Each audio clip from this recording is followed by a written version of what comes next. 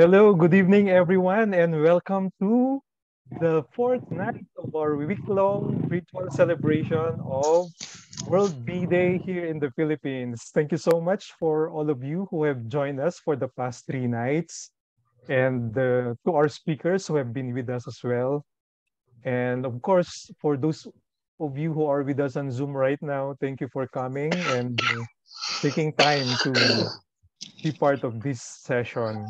Thank you as well to those who will be watching via Facebook Live and even those who will be replaying the streaming over our Facebook group page in World B Day Philippines. Okay, so please just allow me to share my screen so we can properly start the program. Again, this is our week-long celebration of World B Day in the Philippines.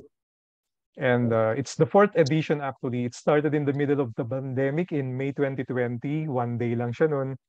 But in 2021 and 2022, it has become a week-long celebration. And I'm so grateful to all of the speakers who have been with us the last 3 years. For the benefit of those who may not be aware yet, especially those who will be viewing on Facebook Live, why do we celebrate World Bee Day? Let me just tell you a little information about it. By observing World Bee Day each year, we can raise awareness on the essential role bees and other pollinators play in keeping people and the planet healthy and on the many challenges they face today. We have been celebrating this since 2018 thanks to the efforts of the government of Slovenia with the support of Epimondia that led the UN General Assembly to declare as the 20th of May as World Bee Day. The date for this observance was chosen as it was the day Anton Hansa, a pioneer of modern apiculture, was born. Hansa came from a family of beekeepers in Slovenia, where beekeeping is an important agricultural activity with a long-standing tradition. Today, bees and pollinators and many other insects are declining in abundance. This day provides an opportunity for all of us, whether we work for governments, organizations, or civil society, or are concerned citizens, to promote actions that will protect and enhance pollinators and their habitats, improve their abundance and diversity, and support the sustainable development of beekeeping. Right. So that's why every 20th of May, we are celebrating again World Bee Day. So, uh, as mentioned, we've had 3 sessions so far. The first one was Dr. Gregory Viste last Monday, and he shared about the Philippine beekeeping industry updates. Then last Tuesday with Abu Hassan Jalil from Malaysia, he shared a lot of wonderful ideas, benefits of stingless bees honey, maceration, and infusion of local ingredients. Unfortunately, last night, our supposed speaker had to beg off due to unforeseen circumstances, but we were saved by Dr. Analinda Fajardo or Ma'am Dalen, who shared to us the prospects of stingless beekeeping for pollination and beekeeping. And it was very much appreciated by all the participants. So tomorrow night, we'll be having with us two overseas beekeepers, Julie Alvarez from Finland and Romeo De Leon from Qatar. So if you're planning to go abroad as a beekeeper, don't miss this session. And of course, finally on Saturday, we will have the pleasure of listening to Sir Epifanio Loyola Jr. from Panabo City. He's the president of BNet, that's the Beekeepers Network Foundation of the Philippines, Inc. He'll talk to us about the upcoming BNet National Convention, which will be held in Davao on August 17 and 18. So please mark your calendars now. It's a great opportunity for you to meet other beekeepers and build your network in the industry. All right, so without further delay, please allow me to introduce our distinguished speaker tonight. He owns PSB Farm in Lipa City, Batangas. It's a learning site for agriculture for Region 4A.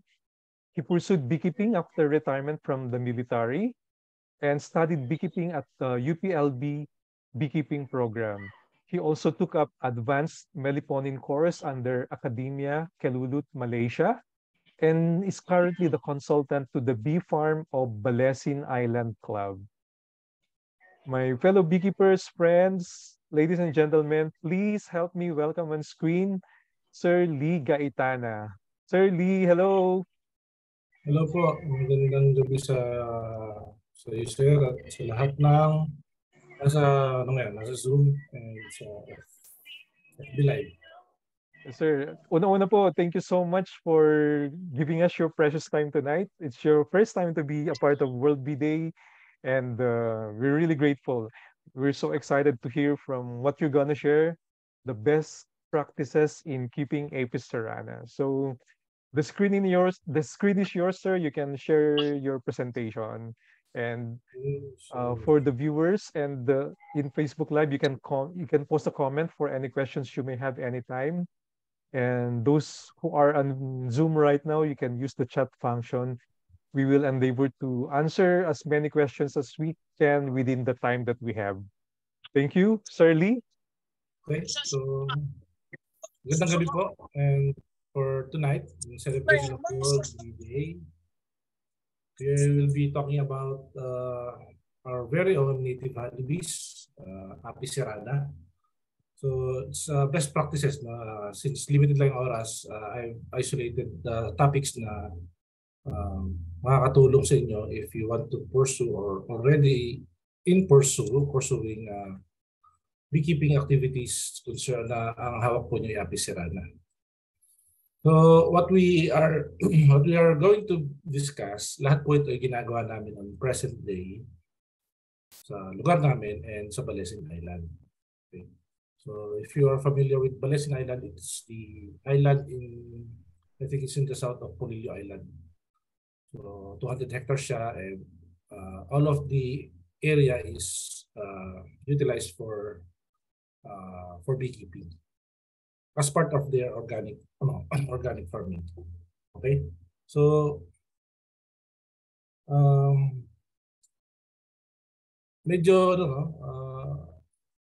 if you have a background on beekeeping, medyo how do you call it? Medyo maraming issues concerning the keeping of Apis cerana. But try to isolate natin yung ating mga tanong sa paano makapag-produce talaga ng totoong honey, which presently what we are doing. Okay?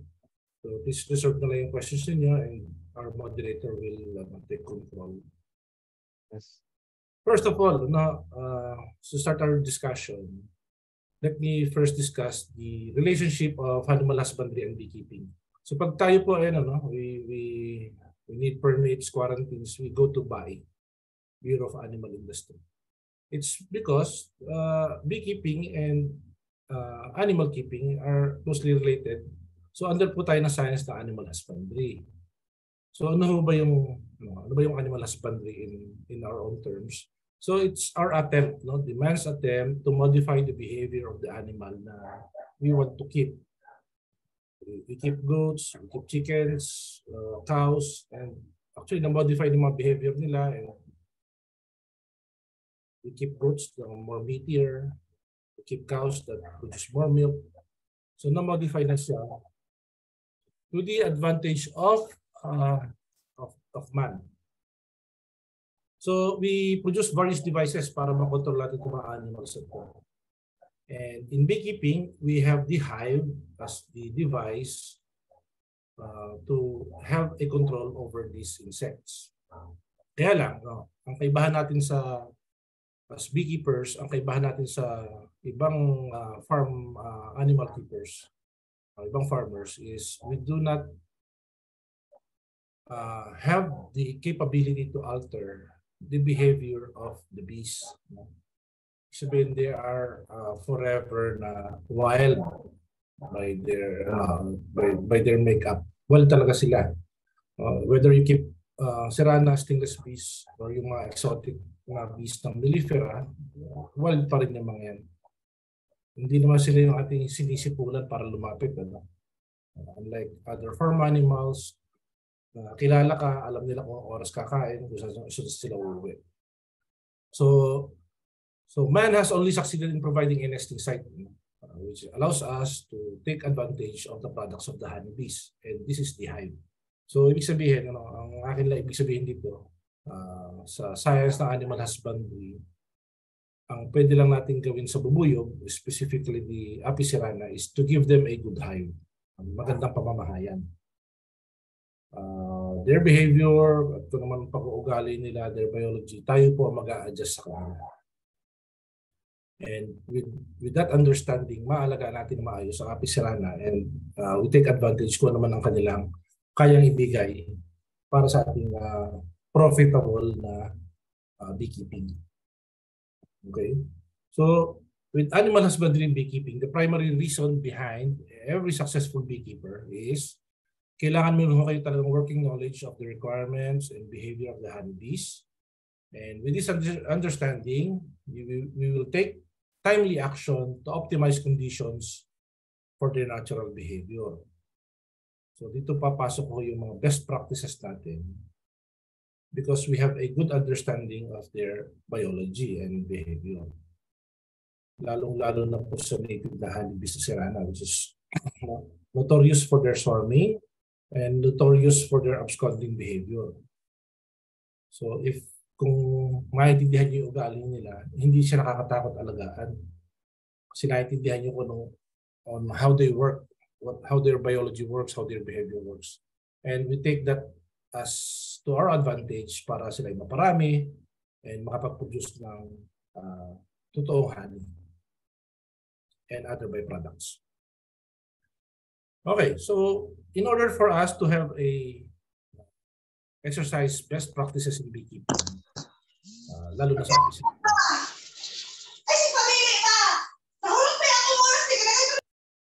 Okay. We need to understand the 4 basic principles of beekeeping. So, ang beekeeping po, whether kahit anong alaga niyo bubuyog, 3 lang naman pwedeng alaga natin bubuyog. We have the native bees, which are CERANA, and then we have the stingless bees, and then the exotic ones, the Apis mellifera. 3 lang naman ang pwedeng alagaan niyo. And kahit ano pong alagaan niyo, sa 3 yan, it all depends talaga sa location. So beekeeping is an industry. It has a very high dependence on the environment. So it's all about location. Yeah, for any starting beekeeper or already beekeepers, kailangan maintindihan nyo na yung location nyo should perform, should give an optimum level during times na kailangan natin silang, kung kailangan sila ng bubuyog.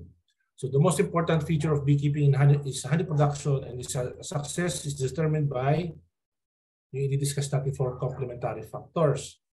So, ano yan mostly lahat ng baguhang beekeepers, ang reason nila why they will keep bees is because laging nasagot yan, they want to produce honey. And knowingly na marami pang byproducts from bubuyog. But tama naman yun, honey lagi Kaya napaka-importante na location sa pagkikip ng bees. So we will discuss 4 complementary factors that will limit your beekeeping to its optimum, and it will determine kung profitable ba yung magiging beekeeping activities. So first principle is honey flow or the environmental potential. So any beekeeper or potential beekeepers, wannabe beekeepers, should understand that prior to your beekeeping, dapat maintindihan nyo ay una, yung environmental potential. Ibig sabihin, ano ang kayang ibigay ng lugar ninyo? Kasi hindi lahat ng lugar pwedeng ikip ang bees. Actually, pwede mo ikip, but meron ba siyang ibibigay na sobra for you kahit pa paano to earn profit? Kahit to kasi hobby lang ang beekeeping, dapat kikita kayo dyan in order to sustain your hobby. Hindi ko pwede puro labas. So kahit pa paano dapat may kita sa inyong babalik. So before any beekeeping activities, you should understand the potential of your location. Will it give enough or surplus honey during honey flow para meron kayong ibenta, meron kayong profit na babalik. So, importante ho dyan na maintindihan nyo kung ano yung mga halaman na nagbibigay ng nectar, nagbibigay ng pollen. So, you need to befriend or talk to a plant biologist for that para maintindihan nyo na mahusay yung lugar ninyo. Sunod po yung foraging range. Foraging range means gaano ba kalayo ang kayang ilipad ng inyong bubuyog.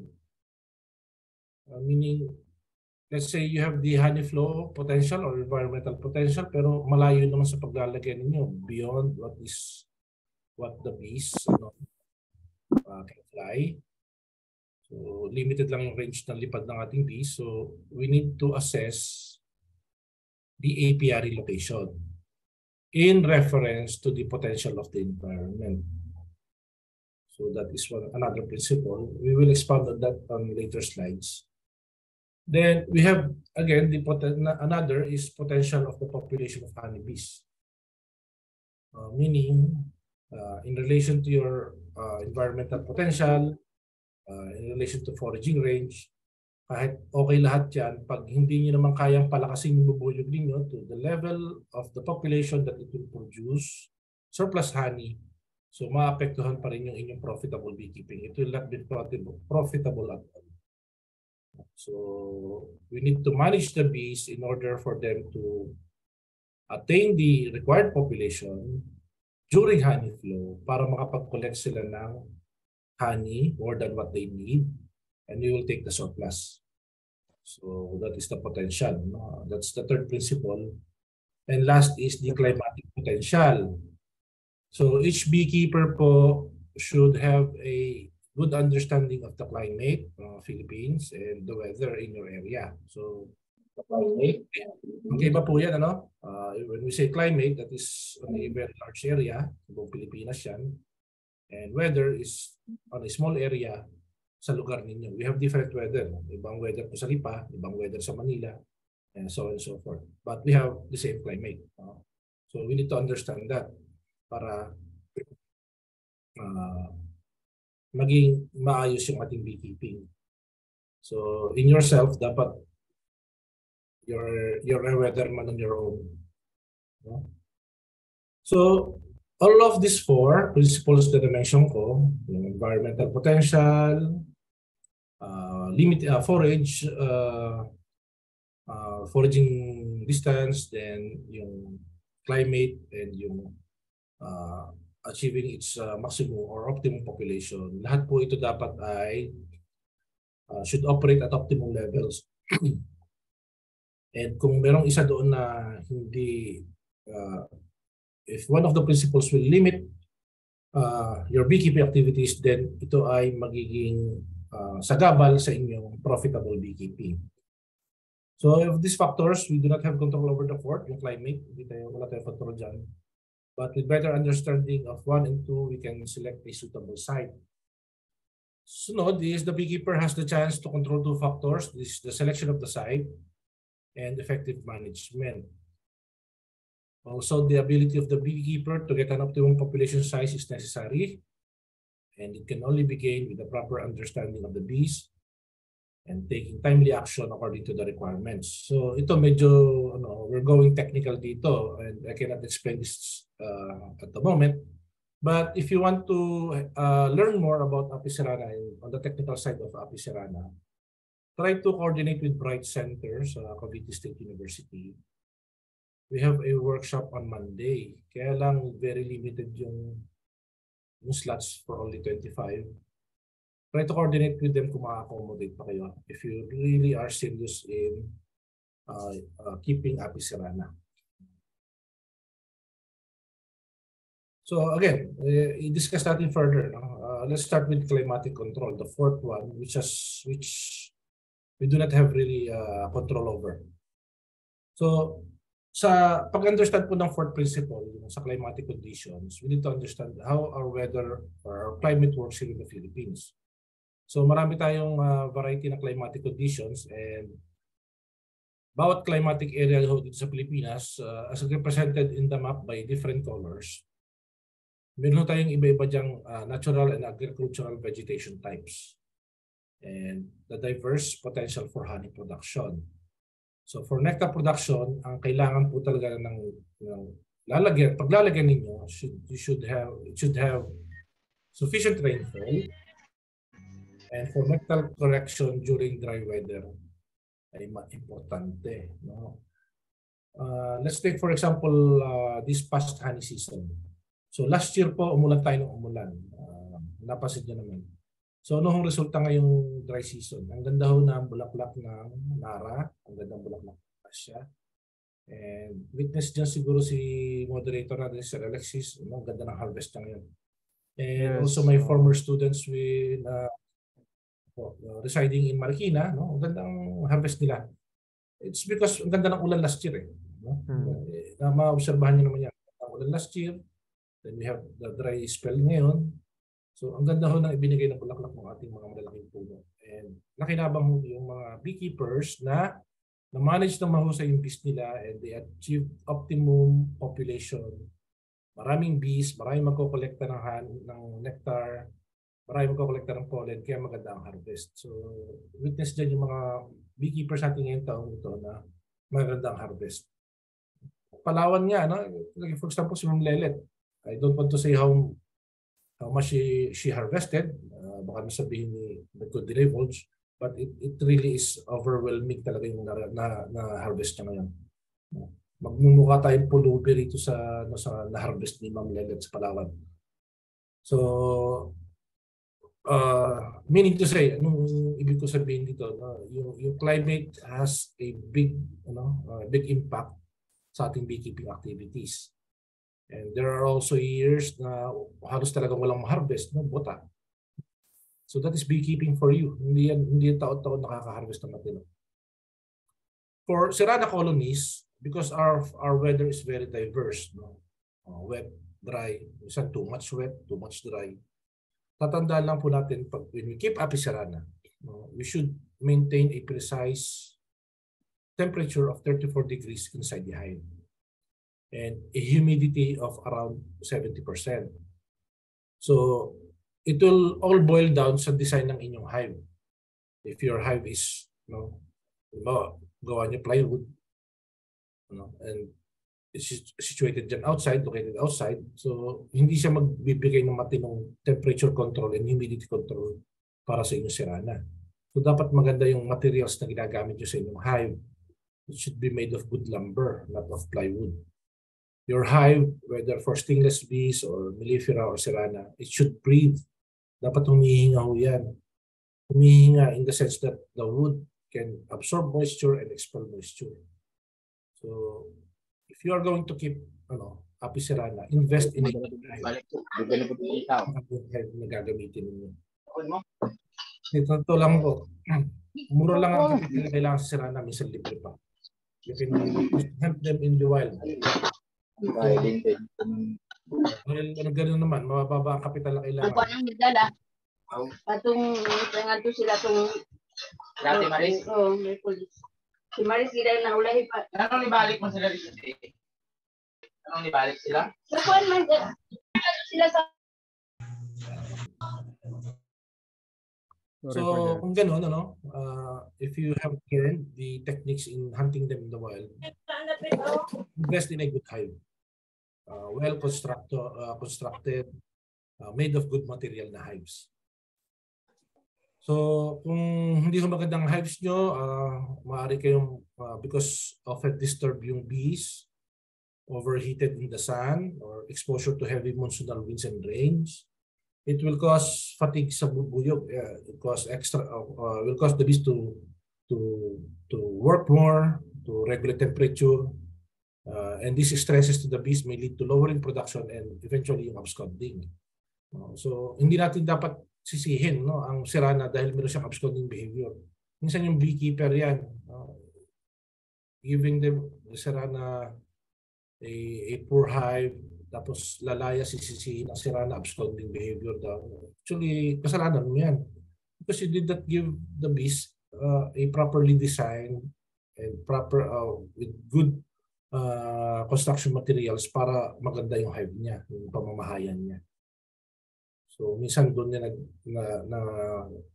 doon ang nagmumula yung paglayas nila. It's not actually their ugali.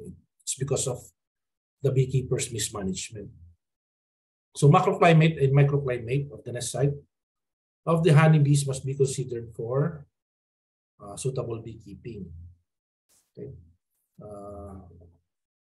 So dito, meron tayong konting table dito. Actually, hindi na ito masusunod because of the irregularities in our climate. Minsan extended yung La Nina, extended yung El Nino. But as observed dito po sa Lipa City, our dry climate starts in March up to May. We have an intermediate weather during December and February. Medyo wet, medyo konting dry. But most of the times the wet is around July to October during monsoon season. So we need to understand. You need to understand the weather patterns in your locality para alam niyo kung kailan talaga tag-ulan. That's when feeding, supplemental feeding occurs. When is the dry climate or dry weather, kung kailan ma-stress yung halaman, magsimula sila mabulaklak. And also during honey flow, kailan ba magsosorm yung mga bees. So lahat yan is weather related. So you need to understand yung climate and your local weather. So wala ho tayong control dyan. What we can only do is choose the location kung saan appropriate. Not too wet, not too dry. Okay, sunod is another principle is honey flow of the environmental potential. So you need to understand every wannabe beekeeper of CERANA is ano ho ba yung mga halaman na gusto ng mga bubuyog? Or what are the melliferous plants? Sa natural forest, it's a good mixed population of many different plant species. So ibig sabihin, all throughout the year, you expect to have flowers. But I do not advise to keep CERANA inside thick canopies na forest areas kasi masyadong mataas ang humidity. So if you have a land that are forested, keep them along the edges, where there are open areas, where there are grasslands, and then at the back is the forested area. So dapat kumpleto pa rin yung kanilang foraging. You have grasslands, you have dipterocarps, you have small trees, you have vines. So dapat to kumpleto. So choose the edge of the forest when keeping, if you want to keep CERANA on forested lands. For cultivated areas, it's advisable kung may mga rubber growing farms sa inyo, you keep them near the rubber growing farms. Keep them or migrate them to mango orchards during flowering ng mga mangga or coffee farms.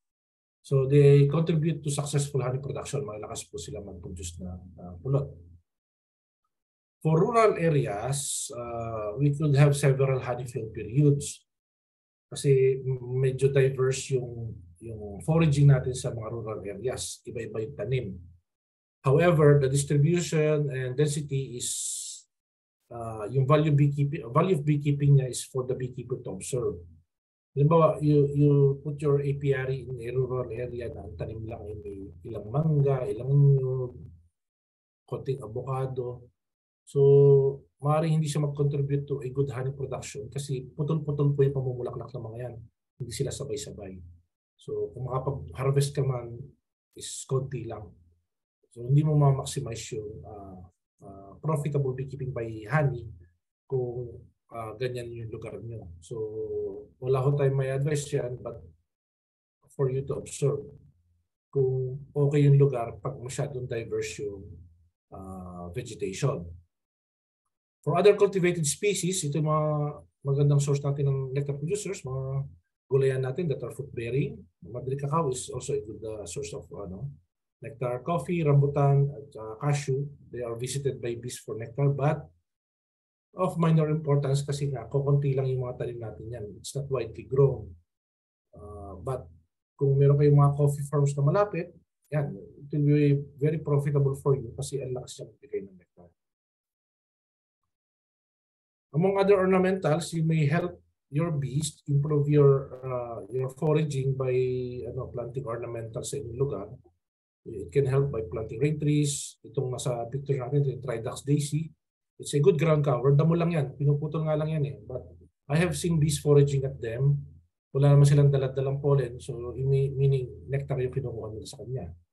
So next time na magtabas kayo, you will have second dose of cutting those weeds. Kasi it's a food source for the bees. Hindi lang yan, no? Napakaraming damuhan ang good source of nectar for the bees. You plant Antigonon or coral vine, Cadena de Amor. In Malaysia, they are propagating Cadena de Amor and actually planting them in their meliponaries and apiaries. Kasi because Cadena de Amor is a good source of nectar. So dito sa atin sa Pilipinas, they are often found in old cemeteries, lands near the seas. You plant Portulacas or Alas 4, tawag natin, or Vietnam Rose, plant Cosmos and plant Kiliandras. Kasi itong mga to all throughout the year, they flower. So it will help. It may not be enough for honey production, but it will help your bees sustain the colony. So sa inyong apiary, you beescape them, as often the term used by our mentor Abu.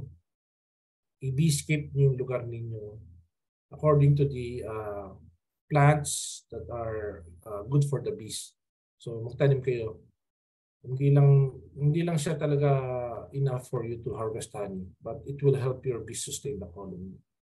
So that is bee forage, and so most of the time ang pagkakamali ng beekeeper is ginagawa nila, bibili agad ng bubuyog or kukuha ng bubuyog somewhere and ilalagay sa lugar without actually assessing yung location. So the first step for any beekeeper or starting beekeeper is you assess the location after training, of course. No? You attend a workshop, you attend a training, and immediately after that, you assess your area. Is your location good for beekeeping? Kasi baka mas magaling pang mag-alaga ka na lang ng kambing kasi puro damuhan. So you need to assess location first before starting your beekeeping. Next topic for the principles of beekeeping is yung foraging range. Very much often mislook ng mga ating mga beekeepers is yung foraging range.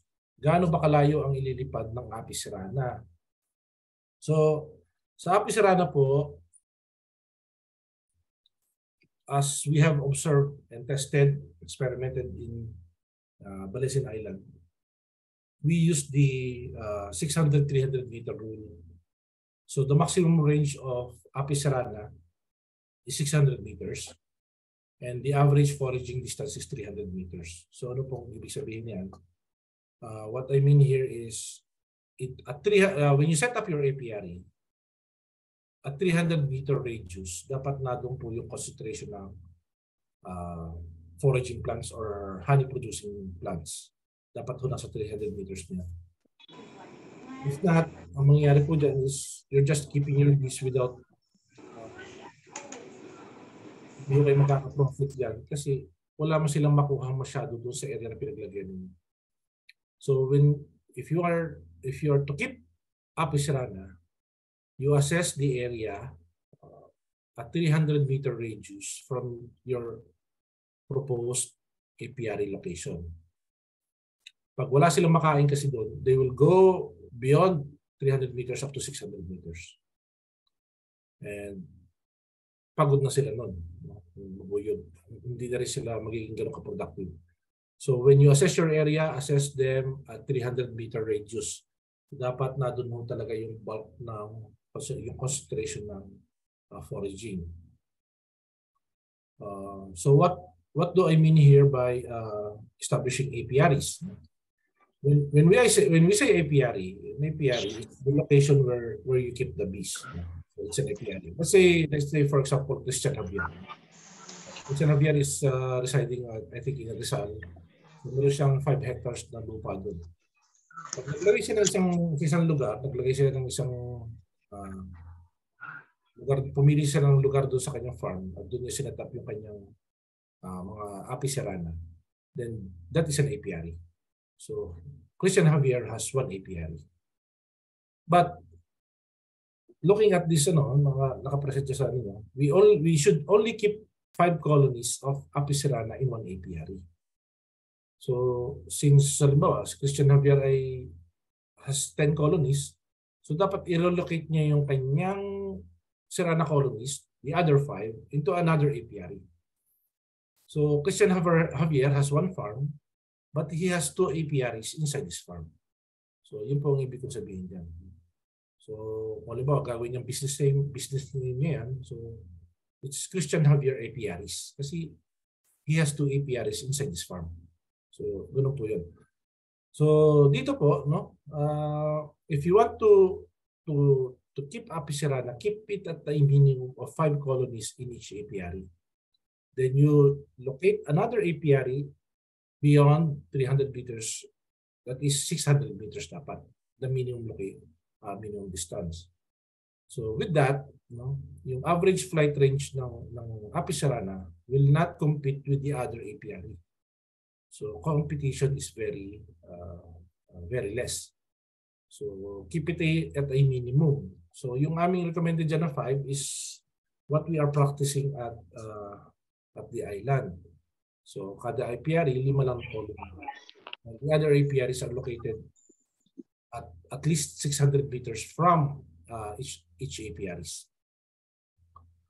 Okay. So it can go more, it can go more than 5. Depends sa observation. If that 5 colonies is very productive, producing more honey than expected, then you can add more colonies. But at a minimum, at a maximum pala, you should keep it at 5 to prevent over competition sa forage area.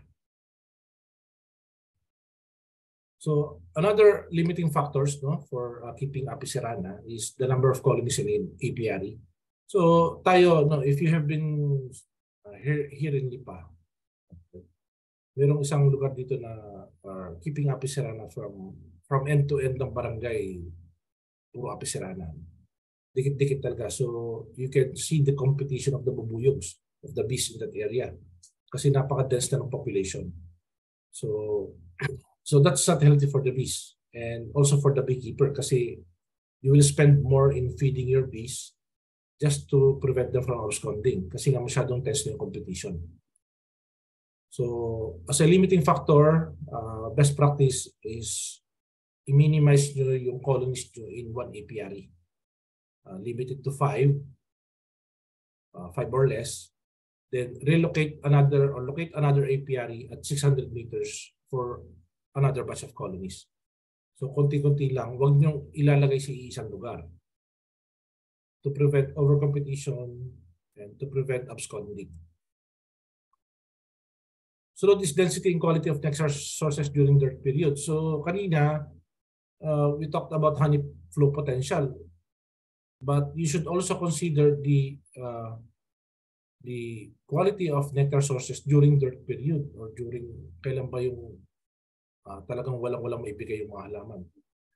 Dito sa Lipa, we observe that during pag sobrang init, halos hindi na rin mamulaklak yung mga halaman or pag sobrang basa. So those are dirt periods here. So considering these factors, dito papasok ngayon yung kailan ka dapat magsusupplemental feeding. And also, how much honey you should leave behind during honey flow para makasurvive yung honeybees mo during dirt period. Hindi ho dapat kinukuha lahat. So you need to also to assess during dirt periods in your area which are different from one another. Iba yung dirt period ko dito sa lugar ko, ibang dirt period sa Laguna, sa Calamba, magkakaiba tayo. So you need to assess also during dirt period ano yung mga halaman na magbibigay pa rin ng mga nectar and pollen. Kasi kung wala, you need to supplement feeding. You need to supplement pollen substitute. You need to supplement nectar. Also, number of apiaries in the area. Again, ito papasok ng density ng population. Ilang apiary ba yung kaya mo ilagay sa area mo? And also yung labor. Ilan ba yung kaya mong hawakan? Or do you need to hire beekeepers para matulungan ka? Will your honey production or other byproducts ay kayang suportahan yung labor? It should be considered, and it's also a limiting factor. And lastly, ito yung talagang isang matinding factor is gaano ba how much are you how are you willing to supplement your feeding para makasurvive sila ng dearth period without absconding. So if you keep, I know beekeepers of CERANA that has 100 colonies in just one area. So ang laki ng magagastos niya to supplement feeding para lang hindi lumayas yung bubuyog. And considering the cost of sugar these days, medyo mabigat-bigat po sa bulsa yan. So you need to relocate your bees according to what I have said earlier para mabawasan yung cost, yung factor ng cost of supplemental feeding. Okay. So those are the limiting factors for consideration. Dito naman is sa migratory beekeeping. I want to take this as this opportunity to give a magandang example of keeping api CERANA. Ito yung seasonal beekeeping or let's say his name siya si Ever Guevara. Ever Guevara lives in Sariaya, Quezon. So Ever Guevara, ang practice niya is huhuli siya ng api CERANA sa wild around November or December, ibabox niya, then hahayaan niya ngayon yung api CERANA to collect honey, to collect nectar, and pagdating ng summer months, around April, May, mag-harvest siya. So pag hinarvest niya, meron siyang pure honey. Walang feeding dito na ginagawa si Ever. So Mr. Ever Guevara is a farmer in Sariaya, Quezon. So wala siya capability to buy sugar para sa bubuyog. Kasi pagkain ng pamilya niya yun eh. So what he does, anong practice po niya? He locates bees in the forest during around November or December. Ikakahon niya yun. Then once it is hive, hahayaan niya yung bubuyog niya yun to collect nectar. Then he will harvest around April or May. Then iiwanan niya uli yung bubuyog sa box. If the bees absconded, mag-abscond, okay lang sa kanya. Kasi pupunta lang sa gubat, only to be hunted again during November or December. So hahayaan niya dumami doon o hahayaan niya lumayas. So walang sugar feeding siyang ginagawa. And this practice is sustainable. At hindi siya ganun tulad ng ginagawa ng iba. Kaya lang sa ganitong paraan, you need to master how to locate hives in the forest. You need to have the skills in locating the queens to paano siya i-hive properly. So pag natutunan niyo yan, pwedeng gawin yung ginagawa ni Ever, highly sustainable. Without having to feed the bees with sugar. So maganda yung ginagawa niya. And it's an added profit sa kanya bilang farmer. So tayo naman bilang beekeepers who have bees in our hives, it is clear that beekeeping for honey production implies the management of population of bees. Kasi po sa api CERANA po or any type of bees, you need to make the colony strong bago dumating ang honey flow para maraming tao, maraming bees nang mangolekta, magkaroon silang surplus honey na ma-harvest mo. Doon po tayo pupunta. So you need to know the techniques or management skills para mapalakas yung ating bubuyog. And it should coordinate with the existing environmental conditions. Ibig sabihin, dapat lumakas yung bubuyog nyo pagpasok ng bulaklakan ng mga puno sa area. Let's say na-assess nyo na yung nara sa lugar nyo ay magbubulaklak during April. So you need to have your bees reach its optimum population before April para maging handa yung colony to harvest nectar from nara trees. Yun po ang ibig sabihin dyan sa management of population. And once na ma-master niyo po yan, yung skills na yan, then yung beekeeping activities niyo for the past 10 months, it will become profitable. And meron pa kayong mga byproducts na makukuha dyan. Kasi if you are a beekeeper and nagre-rely ka lamang sa honey, then hindi mo na ma-maximize yung profit sa beekeeping. Kasi let's say, halimbawa naka-harvest ka ngayon ng 40 kilos, let's say, kung apis ng hawak mo, let's say, naka-harvest ka ng 20 kilos with all your, your colonies. Sa 20 kilos na yun, sandali lang yun, mabebenta mo yun in just a month or 2. Pagkatapos nun, wala na. Wala ka ng profit, wala ka ng kikitain. So, you will resort to selling your colonies para may kita ka. Pero kung maalam ka ng byproducts, maalam ka magawa ng honey vinegar, maalam ka magawa ng products from beeswax, then kahit wala ka ng honey ibebenta during that periods, may pambenta pa mga produkto. And then your profits will is continuing. Hindi siya mapuputol dahil lamang naubos na yung pambenta mo honey. So every beekeeper should consider byproduct processing after ng byproduct processing para may pandagdag kita kayo. Pagdagdag kita bukod lamang sa pagbebenta ng honey. Okay? So ngayon nauso na rin ngayon yung pollination services. I have students from Laguna who had problems with pollination of their melon, pakwan.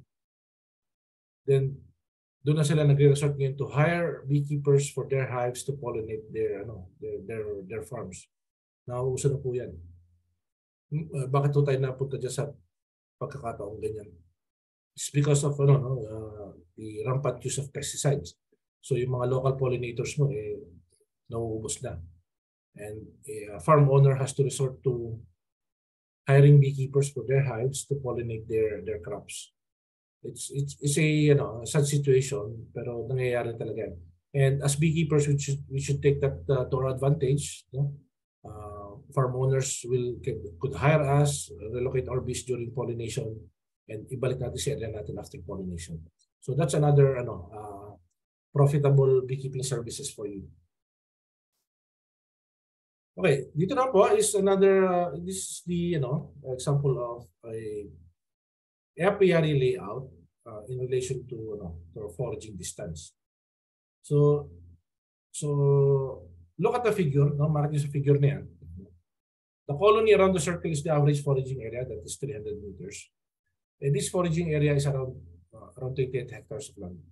So makita nyo, pag dikit-dikit yung apiaries nyo, each circle, yung hive sa gitna is representative of 5 colonies. 5 colonies of Apis cerana.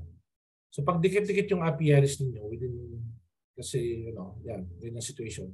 So mag-overlap po yung foraging. And when foraging is overlapping, so nagiging tight yung competition. So it's not good for the bees. Also not good for you kasi it's a factor for absconding. But if you have this kind of setup, apiaries in your area, assuming na malaki yung malaki yung farm lot ninyo. So I spread out apiary where foraging rodi do not overlap and competition is reduced. So you can see here na ang distance na nila ngayon with each other is around 600 meters. And at a minimum of 600 meters yung distansya ng mga apiaries, very, very minimal na ngayon yung competition sa foraging. So at least sa ganyang setup, marireduce nyo na yung factor ng absconding due to competition. Okay. Sa Balasin Island, this is what we did sa Balasin Island. So malaki po yung island. We utilize the whole island for activities. So nilocate namin siya at parang ganyan setup. Malayo, hindi na 600 meters. Kasi maganda yung foraging area sa lugar. So ni-utilize namin yung buong island. At first, merong areas na talagang lumalayas yung bubuyog. So ibig sabihin ayaw nila doon sa area. So we relocate them.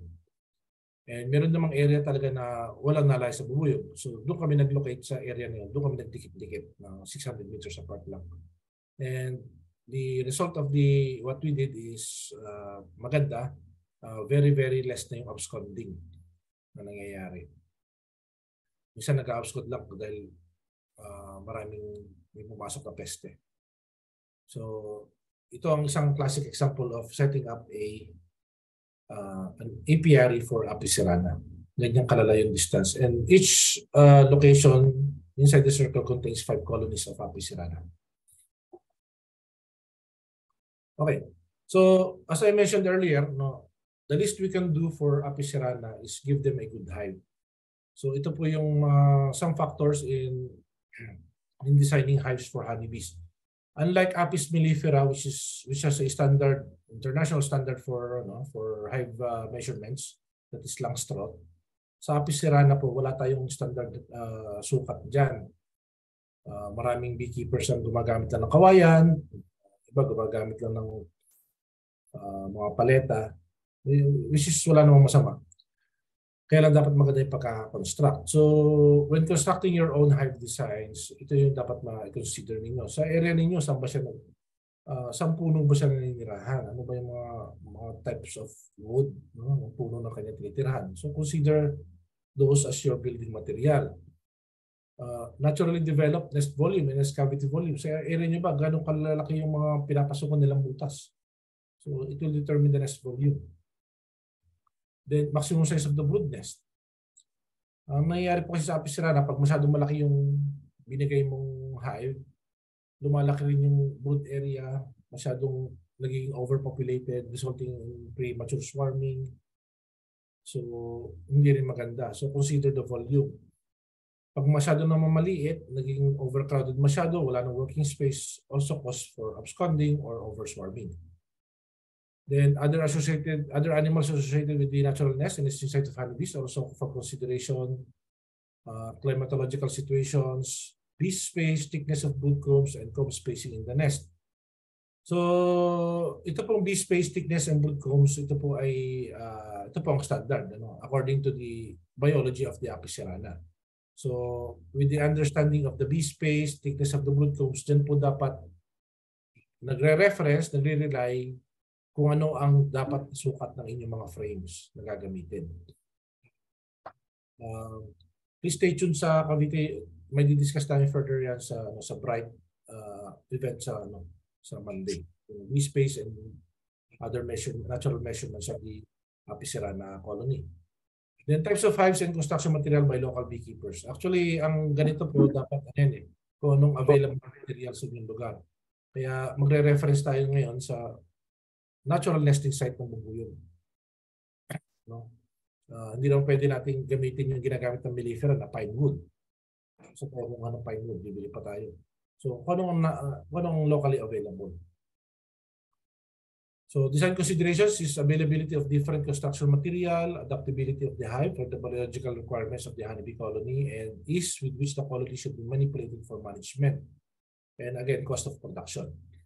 So dito po sa amin, ganito po yung klase ng hive na ginagamit namin. In Balesin Island, puro ganyan din po. Though meron pa rin napahalong malaking hive, but ito na po yung talagang design na ginagamit natin. Naka-super po ang CERANA. We utilize supers. Yung iba, bihira po, if not, wala nakakapag-super sa CERANA. But we do. Yung Balesin Island, naka-super po kami doon. And minsan nakapatong na kami ng 4 na super sa isang colony ng Apis cerana. So ito yung ito yung isang location ng apiary sa Tahik. Tahik is a farm inside Balesin. This is a banana plantation. They call them Tahik. So yan yung isang location namin doon. And you can see the hive ng Apis cerana is very small. Parang stainless beehive nga lang ang laki. But with that design, nakapag-produce kami ng around 6 kilos of honey dyan. Totoong honey. So yan, that is Apis cerana beekeeping for you at the island.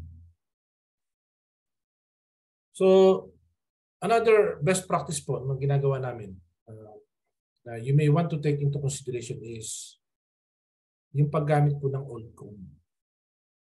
Kapag hindi ko kasi gumamit, sa CERANA po kasi, if you are not using supers, magiging limited lamang yung honey production ninyo. But if you are using supers, no, mas mapapadamit nyo po yung more than the average na pinoproduce ng isang Apis cerana colony dito sa ibang lugar. Kasi sabi nila around 2 kilos lang, 2 to 3 kilos. But we can harvest 6 kilos or more, no, in the island. Kung alam niyo kung paano gamitin yung old comb. And before that, you need to have the understanding how the bees develop their colony. So dito, ang dapat tandaan nyo sa Apis cerana, the comb grows downwards and sidewards. Palaki po siya pababa and paside. And once the comb grows old, hindi na mo siya iniitlogan ng Apis cerana queen or ayaw na itlogan at maaari.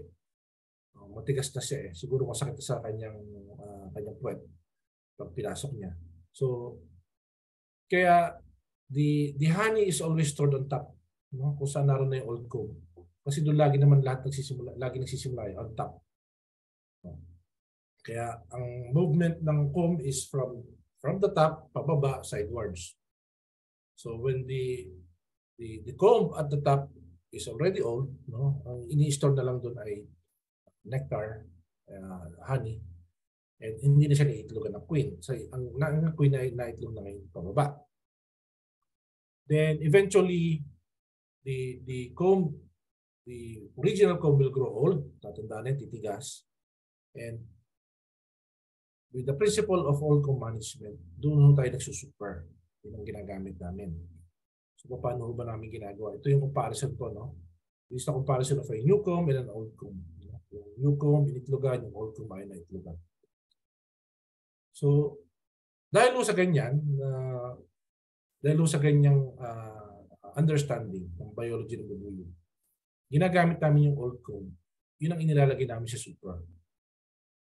So kahit wala ho tayong excluder na ginagamit ng Apis mellifera, the queen will not go to the supers that contains the old comb para itlogan. Kasi old na nga yung comb. Ginamit lang uli natin for honey production. So since di na siya iitlogan ng queen, ang i-store ng mga workers doon is honey.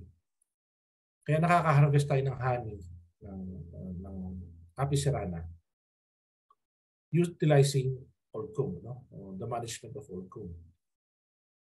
So pag hindi ko kasi ginagamit ng super sa Apis cerana at malakas yung pasok ng nectar, nagkakaroon ng honey bound yung colony. And when the colony is honey bound, nababawasan yung iitlogan ng queen. Minsan wala na siya maitlogan. Humihina yung colony. And nare-reduce na rin yung iyong potential honey flow, honey harvest. Kasi nga, humihina yung colony dahil masyado yung pumapasok na, ang daming pumapasok na nectar, yung itlogan ng queen ay nilalagyan na rin ng nectar. Pero kung gumagamit kayo ng super, where the old combs are located, doon i-store ngayon yung excess na nectar na pumapasok during the period na malakas ang pasok ng honey, ng nectar. So doon niya i-store yung sa taas sa old comb. And hindi mabawasan ngayon yung strength ng colony kasi hindi siya na-i-store lahat sa ilalim kung saan dapat umiitlog ang queen. Okay? So ganoon po ang principle na ginagamit kung bakit kami nakakapag-super sa Apis cerana. Okay, so again, for another topic, one has to understand the rapid growth phase of build-up stage of Apis cerana. Ito kasi tayo tatlong stages actually. Ito tayo build-up phase, ito tayo phase in honey production, and the phase during population reduction during that period. Ngayon, pagpasok ho ng honey flow, mabilis ho ang pag-grow ng colony. From around 350 eggs per day ang cerana. During that period, dodoblehin niya to 700 eggs per day, 700 plus eggs per day during honey flow. Kaya ang bilis niyang lumakas. Ngayon, kailangan ho ma-manage yung population niya kasi pag hindi ho tama yung management niyo, mag-over yung kanyang population, that will result to premature swarming and eventually will affect your honey production. So one has to know how to manage the population of the Apis cerana. we only limit the population of Apis cerana to around 15,000 to 25,000 bees para mag-produce siya ng excess honey. Pag sumobra pa doon, it will result to premature swarming. So, sa management po ng population ng Apis cerana, pwede ho tayong mag-unite, no? Mag-unite ng colonies. Halimbawa, meron kayong 10 colonies. If you are maintaining 10 colonies, tapos puro mahihina naman, anong say-say nun? No? Para lang magsabi kami 10 colonies. I have 10 colonies of Apis cerana. Pero actually, lahat mahihina. So, they will not produce surplus honey para sa'yo. So, what do you need to do bilang beekeeper para maging profitable naman yung beekeeping mo? So, unite colonies. From 10 colonies, going mo 5 colonies lang o going 4 colonies lang. It's either you leave the queen behind with just 2 frames and the rest of the population will be merged, or kill the queen and merge the colonies. Wag ho kayong manghihinayang na bawasan yung colonies nyo. Kasi mas maganda ho ang meron kang 3 colony lang ng Apis cerana na malakas kaysa 10 colony na mahihina na wala mo nang ibibigay sa iyo na surplusan. So we merge colonies. Ang merging of colonies naman sa Apis cerana, madali lang. Newspaper method din lang naman yan. You spray a little sugar water sa newspaper, pagpatungin nyo lang, make sure lang na wala supersedure cells, wala emergency queen cells, at walang queen, then you merge the colonies. Merge a weaker one to merge it to the stronger colony. Huwag nyo members yung malakas na colony sa mahinang colony, kakainin yung mahinang colony, mamamatay lang yung queen. So from a weaker one to a stronger one. So that's what we do. No? For pagdating ng honey flow, yan pong ginagawa namin. Pag may mahinang colony, hindi namin maintain yun. I-members namin yung sa isang moderately strong colony para maging malakas yung colony and makapag-produce siya ng excess honey for us. Hindi ho kami nang hinayang doon. Kasi pagdating na swarming season, magsasawa po kayo sa propagation ng colonies. And hindi ho ang isang beekeeper po na CERANA should not be afraid of the swarming season. Kung kailan talagang umaalis yung bubuyog at maghahati. You should take it to your advantage para magparami ng colonies. So what we do here is one strong colony ay mag-aanak po ng 2 or 3. Depende sa dami ng queen cells, depende sa dami ng population. So we limit it only to 2 or 3. Pag hindi nyo kasi pinigilan ang swarming ng Apis cerana, mag-swarm mo yan hanggang 5-6 na tertiary swarms. May primary swarm ka, secondary swarm, then tertiary swarms na hindi mo na mabilang. So sa CERANA po, swarming is an advantage for us para magparami tayo ng colonies. But limit it only to 2 daughter colonies or 3 daughter colonies. So yan po ang aming ginagawa niyan. Also, another best practice po, no? Ito yung madali ring often overlooked by new beekeepers. Yung pong growth and decline of the colony population. No? So a good indicator in the growth and decline of population is the amount of bees covering the inside. Pag kayo ay nagbukas ng hive ninyo at maraming bees na nakatambay sa mga wall, you should add another frame for them to make another set of combs. Huwag nyo pababayaan ng marami nakatambay sa bee sa wall. Kasi binahingi na sila ng hinihingi sila ng space para magawa. Or when you are seeing burr combs, yung mga combs na out of place, ibig sabihin humihingi na sila ng additional na frames para lagyan. So you will move the dummy board, insert a new frame para makapagawa sila ng panibagong combs. This happens during build-up stage and during honey flow stage. Kung kailangan na nila ng additional spaces para sa pumapasok na nectar. If you are using the supering method, so magdadagdag ko na lang ng supers, yung mga naka-reserve natin old combs, dinadagdag to give new spaces for the honey, for the bees na nagpapasok ng honey. So, ang rule po natin, expand and contract when necessary. Yan ang rule ng beekeeper. Expand and contract when necessary. So, during honey flow, you expand. You give them spaces to work on. Pag hindi nyo sila binibigyan ng additional space, wala na silang mapagtrabahuhan, it results to burr comb. Kaya nagkakaroon ng comb sa ibabaw. Also, it results to excessive supply of beeswax. Pag masyadong marami ng supply ng beeswax, wala silang pagtrabahuhan. It's a red flag for colony na, oy, wala tayong mapagtrabahuhan, we do not have enough working space, mag-swarm na tayo, mag-split na tayo. So, para maiwasan yun, you give them enough working space, especially before and during honey flow. During decline phase naman, pagdating ng tag-ulan, magkakaroon ng decline phase. Ibig sabihin, yung queen that is laying her eggs at a maximum rate will now cut it in half. Kasi nga, kulang na yung food resources. So dyan naman ho, wag ko kayong manghinaya na magbawas ng honeycomb. Pag hindi ho kayo nagbawas at hindi na siya nayayakap o nalilimliman ng bubuyog yung comb, dapat tinatanggal nyo na. Kasi ho, if you do not remove that excess comb, hindi kayo nag-contract, hindi kayo nag-compress, papasukin naman kayo ngayon ng wax moth. And CERANA are known for wax moth infestations. So as a beekeeper, you should manage, lalo na pag tag-ulan, magbawas po kayo ng honeycomb. Or kahit hindi man tag-ulan or humina ang colony ninyo, magbawas po kayo ng honeycomb. Let the bees compress para ma-maintain nila yung colony. Kasi once mapasok kayo ng wax moth, prone to absconding yan. At tapos sabihin nyo, naku, napasok ako ng wax moth. Sisisihin yung wax moth. Actually, hindi kasalanan ng wax moth yung kasalanan mo yun. Kasi hindi mo sila na-manage properly. Okay? So, during honey flow period, dapat ho ay dito yung period na kailangan ng inyong kumita. Kahit to hobby lang sa inyong beekeeping, kailangan pa rin may bumalik. Kasi gumastos kayo sa bubuyog eh. Kahit pa paano dapat may balik nyo yun. So this period, one has to find profit for all their efforts in the past 10 months or more.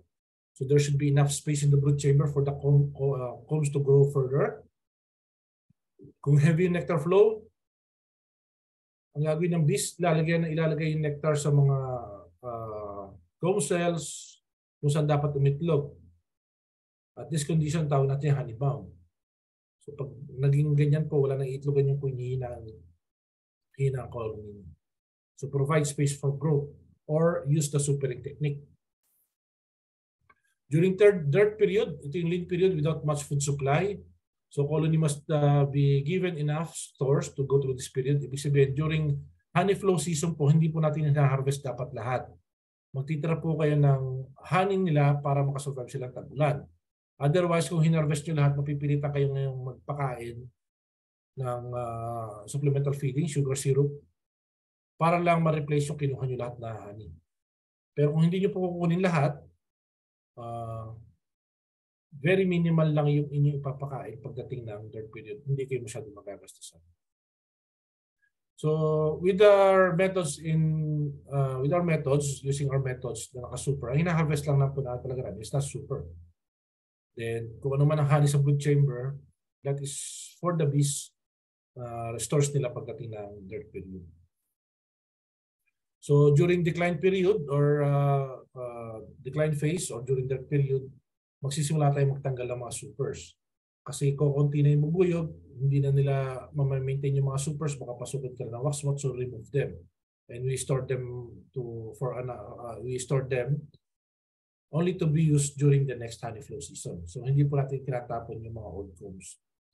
So be very watchful of wax moths during this phase. Shrinkage should only be allowed to 6 brood combs. So i-limit nyo lang sa 6 broods. And dito sa panahon po ito, this is prone to absconding. Dapat during dirt period, maging very observant kayo sa inyong mga bubuyog sa ating CERANA kasi ito yung period na talagang naglalaya sila. If you do not have the management skills, if you have, let's say, 5 colonies and you were able to propagate 10 more, so may 15 colonies ka, and you do not have the management skills pagdating in dirt period, hindi mo sila in-observe properly, then your 15 colonies will it will go down to 5 again kasi lumayas na yung iba. So be very watchful during dirt period. So this is the summary. If you mababasa niyo po naman, this is an example of the summary of our management practices all throughout the year. During growth phase, during honey phase, and post-honey flow, and during third period. So ito po yung yung aming ginagawa. During growth period, nagpapakain po kami ng sugar syrup. Yes, totoo po yan. Para matulungan natin yung CERANA to grow to its optimum level of population. Maraming combs, maraming population. Para pagdating ng honey flow, saktong-sakto na marami siyang population, maraming mga kolekta ng honey para sa iyo.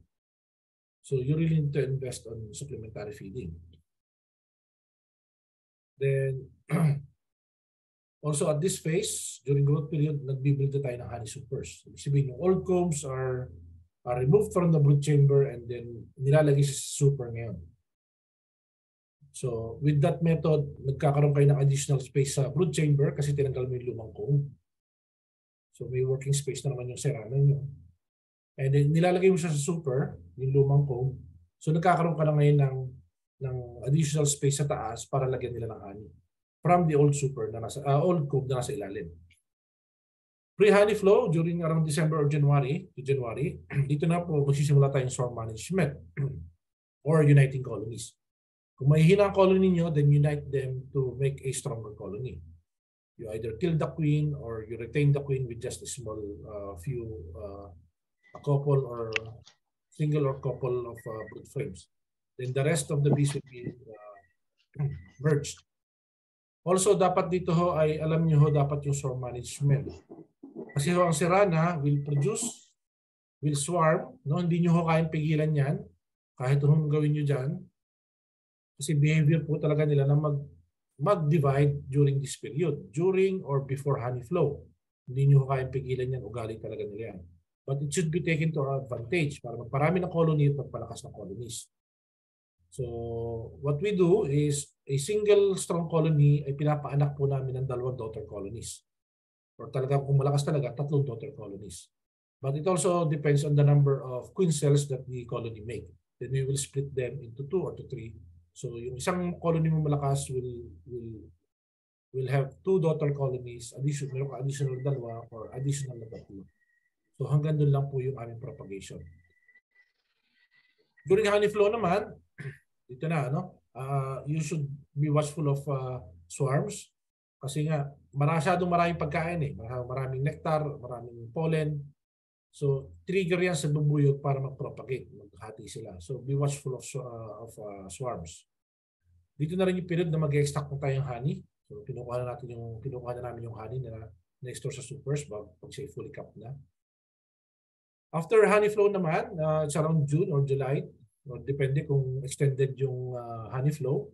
So extraction pa rin. And then during that period, ito na yan, mag-decrease na kayong comb area. Babawasan nyo na yung, kung umabot sa 7 frames, maaaring magbawas ka na sa 6 o 5 frames. Depende sa strength ng colony. But surely, pretty sure, 100% ang colony nyo po ay magbabawas ng tao. Maghihina po yan. So you should remove empty combs and supers for storage. Dapat po ang may iwan na honeycombs or brood combs, mga frames, should match the population. Hindi po pwedeng sobrang dami pa rin ng combs tapos kukunti yung population. And we will prevent absconding by supplementary feeding. Okay. So dyan ako papasok ngayon yung papakain na ulit tayo ng sugar syrup o magpapakain tayo ng pollen sap in order for the apis cerana to not abscond. Kasi kung hindi nyo kabisado yung lugar ninyo, kung nagbibigay pa siya ng nectar, kailangan nyo na mag-supplemental feeding. So these are the summary of our management practices. Additional notes for your additional information sa inyo that may be helpful para sa inyong apis cerana. We have the Colony Performance Index or CPI na sinusunod. So ang CPI po ay simply is observing your bees during their period. Malalaman niyo po kasi kung nagpe-prepare na yung CERANA colony niyo kung lalayas o hindi. It's ang aming magic number po dyan is 3, 3 bees. Dapat po at a minimum, dapat may 3 bubuyog na pumapasok kada minuto na may daladalang pollen. Pag nabawasan po dyan ng 3 bees, so it's a signal, it's a warning for you na mayroong nangyayari sa loob baka naghahanda na sila lumayas. Or baka kailangan mo mag-supplemental feeding. So you observe the bees during their periods between 8 a.m. to 11 a.m. kung saan peak yung pollen collection. Kapag bumaba dyan ng 3 bees ang pumapasok every minute, no? Meron na yung yan. It's a warning for you. Kailangan mo nang buksan yung hive mo. Inspect the colony. Anong kulang? Kulang na ba ng honey? Baka kulang yung pollen? Or anong mangyayari na? Ma-observe ba niya? Natutuyo ba yung mga honeycombs? Baka kailangan mo na mag-supplemental feeding. Minsan kasi pag late ka na, halos wala na napasok na pollen, lalayas din bubuyog mo. And kahit mag-supplemental feeding ka ng sugar syrup, hindi mo na makahabol. Kaya dapat be observant. No? Take time to observe your bees at least once a week during that period, and then you take measurements. 1 minute lang naman yan eh. Obserbahan nyo yung mga pumapasok na bees. Ilang bees yung may daladalang pollen. Most of the time kasi yung mga lumayas na colony, pagtingin ng beekeeper, sabi niya, bakit lumayas to? May mga honey pa naman. So, be very watchful. No? Obserbahan nyo, bakit kayo lumayas? Minsan kayo na lang makapag-explain yan. Depende sa observation nyo. And so, yan po, no? Yung magic number dyan, tanda natin is 3. At least 3 bees per minute. Obserbahan ninyo. Pag bumaba dyan sa 3, 2, 1, minsan wala per minute. So, you need to open the hive. Ano ang kulang? Anong kailangan ng bubuyog? Kailangan ibigay natin. So, yan naman trabaho natin bilang beekeeper. You provide what the bees need kung kulang ang binibigay ng lugar. Otherwise, lalayasan ka na lang po talaga. So, ito po yung ating mga tips, no? Konting tips. Kung lalayas na yung bubuyog ninyo. Unang reduction of brood rearing. Reduction of brood rearing means kukunti yung pumapasok na pollen. Kukunti na yung pinapasok na pollen. So, ang pollen po kasi is tended to feed the brood, the larva. So, kung hindi sila nagpapasok ng pollen, ibig sabihin, wala silang pinapakain ng larva. Wala na silang intention to propagate. So, be watchful of the reduction of brood rearing. Pag tingin nyo, kukunti na yung larva, so, tataka ka, bakit kukunti na yung larva? Ibig sabihin, nagre-reduce na sila ng brood rearing, nagpe-prepare na sila lumayas. So, baka kaya pang habulin. Sugar feeding, or magdagdag ka ng brood from other colonies, you add them a brood with a complete life cycle, then continue ngayon, pursue nyo ngayon mag-feed kayo ng sugar syrup. Kasi most of the time, pag nalayas ang bubuyog, kasi during dirt period, kakulangan talaga ng nectar. Kaya lumalayas ang bubuyog. Also, pag na-obserbahan nyo yung colony nyo na dating napakalinis naman ng bottom board, bakit nyo nagdumi-dumi? There are colonies na malinis sa bahay. There are colonies na madumi sa bahay. Parang tao din lang yan. But when you have observed your bees na hindi naman ganun kadumi, biglang madumi, so nawala na yung cleaning behavior, it's a signal na lalayas yung bubuyog ninyo. So during their periods, kailangan talaga magbigay kayo ng time to observe your colony. Also, ang apis cerana is known for their aggressive behavior. So ibig sabihin, pag nagbukas ka at dati ini-sting ka, ngayon hindi ka nila ini-sting, sabihin nyo, wow, bumait yung colony ko. Actually, it's a signal na lalayas na yan kasi nawala na yung kanilang defense behavior. Wala na silang pakialam sa'yo. They're not defending their colony kasi aalis na sila. And initiation of cannibalism. So, minsan yung mga tataka yung isang beekeeper na CERANA, sabi niya, sir, bakit wala ng larva ito? Lumayas sila. Bakit nasa yung mga larva? Bakit wala? Empty talaga. Ang natira na lang is a few cut brood. Kinakain po nila yan no? Kinakannibalize ng CERANA yung colony nila. Kinakain nila yung mga larva as a source of their protein. Para pag lumayas sila, kumpleto sila ng requirements. May protein sila, carbohydrates from honey, so lalayas sila busog na busog.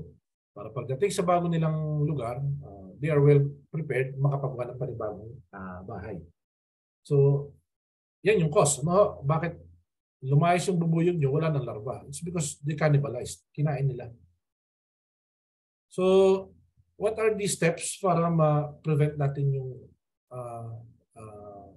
absconding? No? Unang-una is yung broodness nyo po. Pag pragging disturb yan, excessive disturbance, it's a cause for absconding. Workers perforate brood, initiate cannibalism, further best not to disturb colonies during dirt. So, dapat to minimal lang talaga yung disturbance. Hindi yung masyadong inaangat. Kailangan lang mag-aangat kayo ng frame sa CERANA kung may plano talaga kayo, meron kayo dapat tingnan. Kaya ho dapat yung colony ninyo, yung hive ninyo, ay hiwa-hiwalay. Nakahiwalay yung bottom board, nakahiwalay yung brood box, lahat po sila in separate parts. Para kung madaling maglinis ng ilalim ng hive, yung bottom board, without removing the frames para lang linisin. So again, it will all boil down yun sa magandang hive design. So yeah, no? So as a general rule, so prevention of absconding, as a general rule, undisturbed colonies should not have a CPI value of below 2. So dapat yung pumapasok na bees should have at least minimum of 3 bees na may pollen. If colony has been checked with a CPI below 2, it should be rechecked. After confirming low value CPI, feeding must commence immediately with sugar syrup and pollen substitute. In instances that the beekeeper was late to notice the low value CPI, sugar feeding may not have an effect to absconding impulse. So yeah. Sir Alexis, that concludes my presentation. And those are the practices that we use. Actually, kulang talaga to, no? Masyadong management. Dahil pa dapat i-discuss dito. Pero sir, ang dami nyo na pong na-share na very, very valuable. Especially for those who are already keeping Apis cerana, who will definitely apply all these things that you have discussed and see how they can better manage their colonies. It's time check, it's 8:52. We still have 51 in the Zoom room, meaning talagang engage yung mga nag-participate, sir. So they really had a good time listening to what you have shared. If you can still have time, sir, for a few questions. Yes, pwede naman. Okay naman. Yung una dito kay Eden Rahidor. Good evening, sir. Ask a little question. Exclusive lang po ba yung Apis cerana or pwede rin ba may Apis mellifera in the same site? Sa lugar ko lang po may Apis cerana naman at may mellifera. May stingless pa nga. So, nasa management naman po yan. Huwag lang talaga sobrang dami. Kasi pagdating ng dirt period, CERANA is known to rob mellifera colonies, and mellifera colonies are also known to rob CERANA colonies. Yun, nakakita na ho kami ng mellifera na nirabing ang CERANA, and it's very ugly. Talagang dinukot nila yung larva, hugot lahat. And talagang daming patay na CERANA. So, nasa management lang po eh. Huwag lang talagang masyadong dense. Okay. Next question from Adam Saang. Good evening po. Need pa po ba lagyan ng queen excluder kung mag-honey super sa CERANA? Hindi po. Basta po gamitin nyo lang po yung technique ng old comb management. Ibig sabihin yung old comb, yung may itim na sa ilalim ng brood chamber, yun po ang gagamitin nyo ngayon for the supers. Huwag po kayo maglalagay doon ng young comb. Iitlogan po yan. Kaya old comb lang po yung iaakit nyo sa super. Huwag nyo rin hayaan na mag-build yung bees ng comb sa taas. Iitlogan po yan. So dapat to old combs lang yung inaakit sa taas. Yung talagang itim na. So we do not need excluders sa ano. And wala rin kayo mabibili na excluder ng CERANA.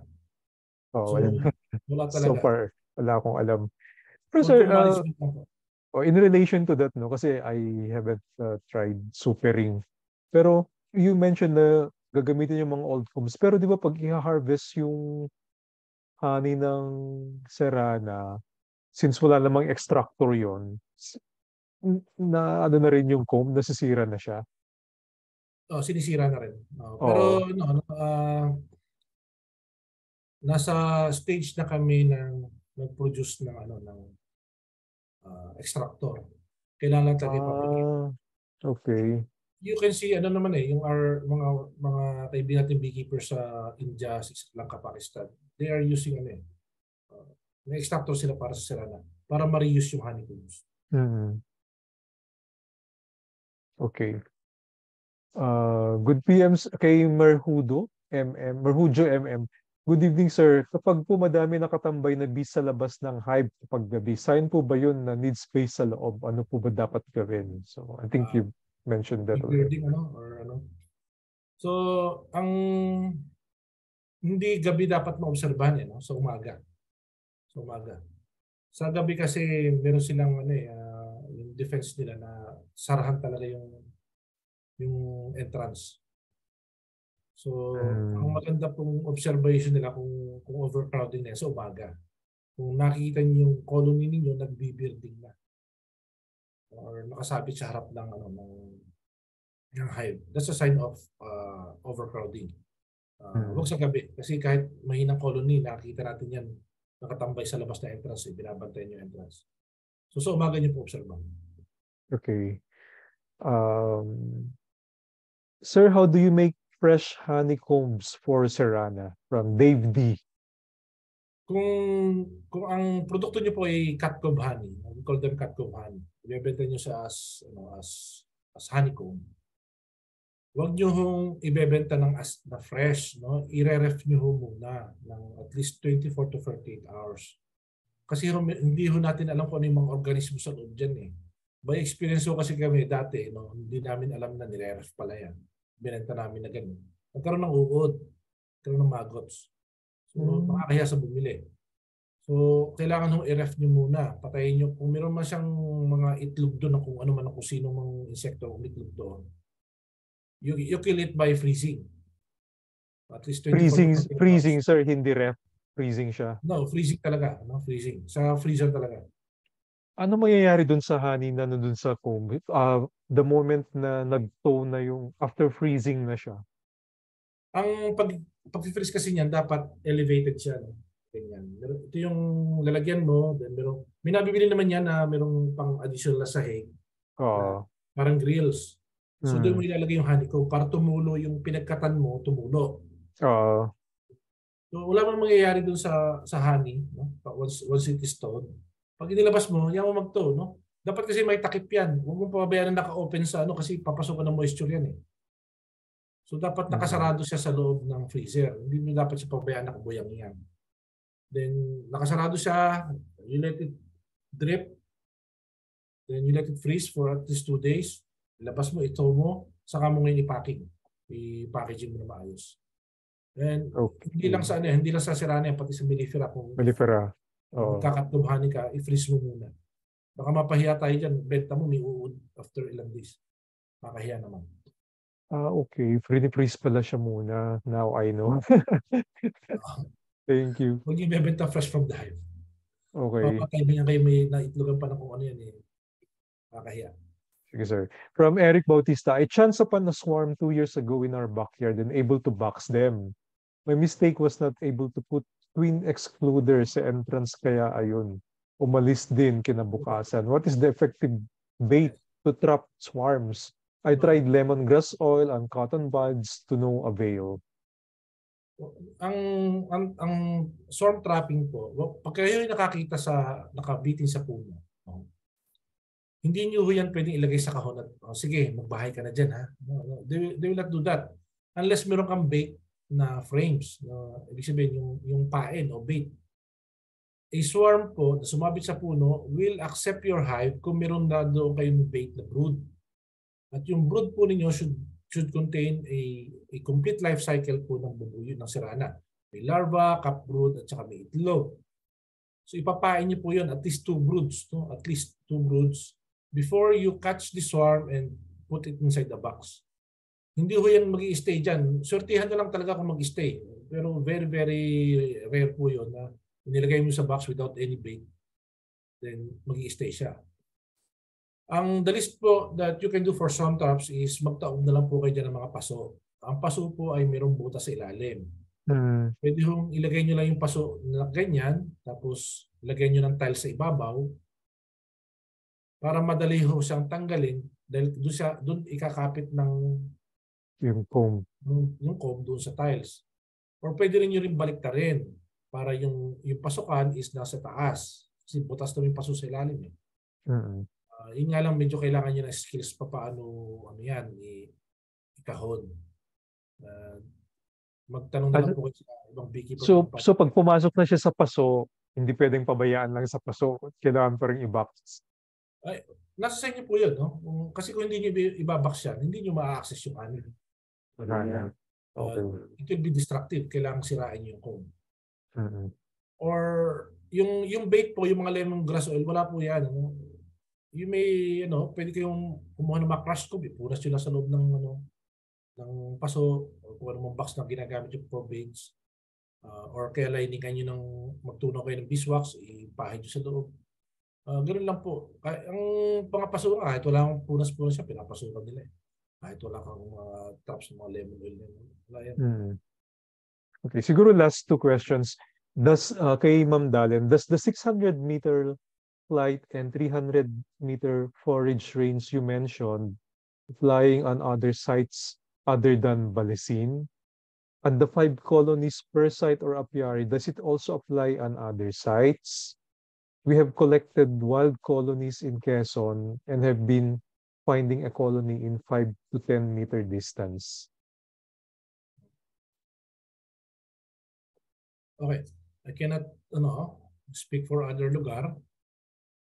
Dahil hindi ko So Balisin lang, sir, so far? Hindi pa. Yung Okay. ginagawa ko dito sa akin. Yung Balesin yan ang ginagawa ko. But I cannot speak for other lugar kasi hindi ko man nagawa yun doon sa kanila. So what I said here today, kung taga saan kayo, you may copy what we do, then you observe. And then you report. Kung may report, mas maganda. Gumagana sa amin, naging effective sa amin. So, at least, kahit pa paano, meron kayong benchmark na it works for us. Yes. Kasi ang problema sa ating CERANA po, sir, problema po talaga. Wala naman masyadong research na ginagawa. Wala naman tayo nakikita improvement sa industry na CERANA. Yung traditional pa rin na nangyayari. Kaya welcome na welcome ho yung mga ginagawa ni Melvin Monson. Yung frames niya. So, frames siya ginagamit yung Melvin. Oo. Pag may mga ganyan taong gumagawa ng ganyan, we should appreciate them. No? Yes. Actually, nililigawan ko siya eh. Baka pwedeng i-feature ko dito. Sasabi din na it's... Diba, yung taong yung proud na pinapost yung kanyang ginagawa tapos mayroong nagko-comment ng balahura. Oo. Appreciate natin yung mga taong ganyan nag-exert ng effort na mag-research. Yes. Shout out to Melvin Monzon if you're watching. And have you experienced natural swarms during the months of September to October? Yes po. Kapag hindi nyo sila na-manage properly, tulad niya, halimbawa, dirt period, by practice, marami sa atin nagpapakain talaga ng asukal, walang awat. So yung colony nyo continues to grow strong during dirt periods. Then yung hive nyo naman has no room for expansion, so nag-overcrowd sa loob. So kahit hindi yung honey flow, magsaswarm po talaga yan. You have excess. Kapag overcrowded po kasi yung CERANA colonies nyo, you have excess supply of royal jelly. You have excess supply of beeswax. Wala nang pagtrabahuhan. Yung royal jelly nila, sobra-sobra na rin. So anong gagawin nila? Magagawa sila ng queen cell para doon ibuga yung royal jelly nila. So if mismanage talaga yung inyong colony, kahit yan ay hindi honey season, magsaswarm po talaga yan. So that is premature swarming. So kahit hindi ka handa, yun, nag-swarm. Okay, last question na po. Ask ko lang po, prohibited po ba sila sa mga matatapang na amoy like pintura, gasoline, etc. from Michelle Niaga? Yes, yung mga ganyang tanong po, lagi po ilalagay natin yung sarili natin sa lugar ng bubuyog. Kayo po ba gusto niyo yung amoy ng pintura? Kayo po ba gusto niyo yung amoy ng matapang na chemical? So, ikaw nga tao, ayaw mo, lalo na siguro ang bubuyog. So use water-based na mga materials para sa pintura. Let it dry na maayos. Then saka niyo po ipagamit sa bubuyog. Or if you are keeping bees na meron kang kalapit na meron mga masasangsang na amoy, do not keep them near those areas kasi nakakahon na sila eh. Kung pumasok pa yung fumes doon, lalo na nahilo yung mga yan. Malayas talaga yan. Okay, so and with that, we wrap up the evening. Thank you so much again, sir. Na overtime tayo, but we learned a lot from you. Stop share lang po. And if you would like to promote any of your upcoming activities or for our viewers to visit your farm, it's your time, sir. Okay, so our PSB farm, the learning site for agriculture of Agricultural Training Institute Region 4A is located at PSB Farm Zone 2 San Salvador, Lipa City. We will be under renovation ngayong month of June to July, para magkaroon ng bigger workshop area. So, but the lugar is still open. And for those who want to learn more about CERANA on the technical side, meron po kaming workshop with the Cavite State University Bright Center on May 22. Limited nga lang yung slots to 25 persons, pero baka naman pag nabugbog nyo ng queries, give in si Mang Bono para i-accept kayo. So, bahala na lang po. Depende po sa kulit ninyo. Diba? So, Malay natin, baka anchor, like second round. so Let's that's see. it. So, thank you very much to Sir Alexis for this initiative, to other support staff, Ma'am Dalen. Good evening sa inyo. Sir, please stay for a while. I'll just share my screen again. Thank you. And so, we've come to the end of this session, and the World Bee Day Philippines Buzz About Bees awards this certificate of appreciation to you, Sir Lee Gaitana, for serving as resource speaker in this 2023 seminar entitled Best Practices in Keeping Apis cerana, held via Zoom this 18th of May 2023. Signed by myself as organizer and founder of World Bee Day Philippines, and Sir Alberto Di Marcia, the president of BNet Luzon chapter. Sir, thank you so much. Stay safe and see you soon ulit. And for everyone, please bear with me for a while. I'll just make some announcements. So firstly, I would like to thank the co-presenters and sponsors for this event. First is BNet Luzon, that's Beekeepers Network Philippines Foundation, Inc. I'll tell you more about that in a while. Then El Dorotea, it's owned by Evelyn Mason Baldemeca. She's an urban beekeeper based in Taguig. She sells all of your basic beekeeping tools and supplies. You can visit her Facebook page, El Dorotea. Then Fairmont Makati, it's in, of course, they operate the Raffles Hotel in Makati. I've partnered with them for their sustainability efforts, and we have harvested honey from their Apis mellifera colonies already. They're sponsoring the grand prize for the raffle, which I will tell you more about also in a little while.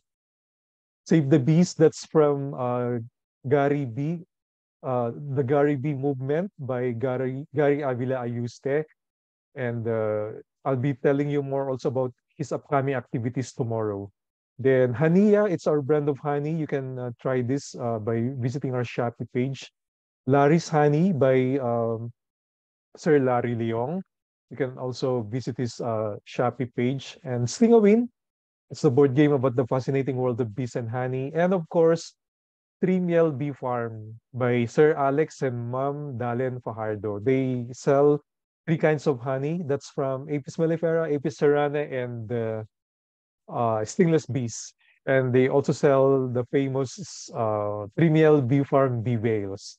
So thank you so much to of all these co-presenters and sponsors.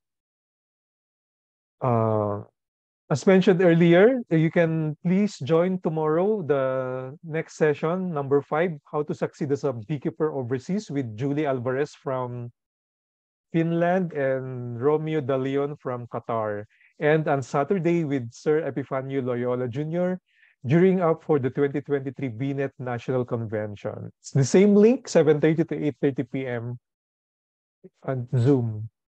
So what is BNet? BNet Philippines, again, as mentioned earlier, that's on the screen, and it was incorporated in 1995 and registered with the SEC on February 19, 1996 for the following purposes. So basically, more on coordinating the national efforts, activities, and programs to protect, improve, strengthen, and develop the Philippine bee industry. So as mentioned earlier, the national convention will be held in Davao City on August 17 and 18, and we hope to see you all there. What are the benefits of being a member? You can be part of the national database, be kept informed with the technological and policy updates, and be involved in promotions and other benefits and materials and equipment. Thus, the membership fee is only 300 pesos. You can message Ma'am Dalan Fajardo for more information on how to become a member. But there are 3 chapters, one in Luzon, Visayas, and Mindanao. Join where you are. And of course, if you haven't joined yet the World B Day Philippines Facebook group, please do so you can still be updated about upcoming activities even after this event. All right, so the physical celebration of World Bee Day, we're happy to announce that it's been approved. We'll be at the Quezon City Memorial Circle starting tomorrow until Sunday. We'll be posting the activities in our Facebook pages later tonight. So we hope you can be there. There will be booths for those who are selling honey and the beekeeping related products. We will be providing the list in our Facebook pages, in World Bee Day Philippines and also in Coach Gary B's Facebook page. So again, that's tomorrow, Saturday, and on Sunday. I will also be doing a demo of honey extraction on Sunday. So if you are near Quezon City Circle, you can see me there. Thank you. Lastly, for the grand prize, for the raffle draw, we have special prizes from all of our sponsors and co-exhibitors. But the grand prize will be a buffet lunch or dinner for two at Spectrum. That's at Fairmont, Makati. The raffle draw is open only to participants who are residents of the Philippines and who joined via Zoom and accomplished the feedback form for at least 3 sessions. And the grand prize is transferable. Kasi you may not be having plans to come to Makati if you're from Mindanao or Visayas. You can just transfer it to some of your family or friends. So far, we have 19 qualifiers. If you see the names, if you see your email address on screen, I had no time to check the full names, but these are so far the participants who have made it for the last 3 nights. Yung isa, sinipag masyado mag-feedback form ng 2 beses last Tuesday, but here are the names. Then, there are also 19 who can already qualify if they join tonight. So since you've been able to join for the last at least 2 sessions already, and the qualifying rule is at least 3 sessions. For those of you who have joined only for tonight, you can still complete your 3 sessions by attending tomorrow night and on Saturday night. All right, so with that, we wrap up our evening. Thank you so much for staying. It's already 9:15. Stay safe and see you all again tomorrow. Thank you, Ma'am Dalen, also for helping me with the technical side tonight. Good night, everyone. Bye-bye. Thank you, Sir Thank D. Bye-bye.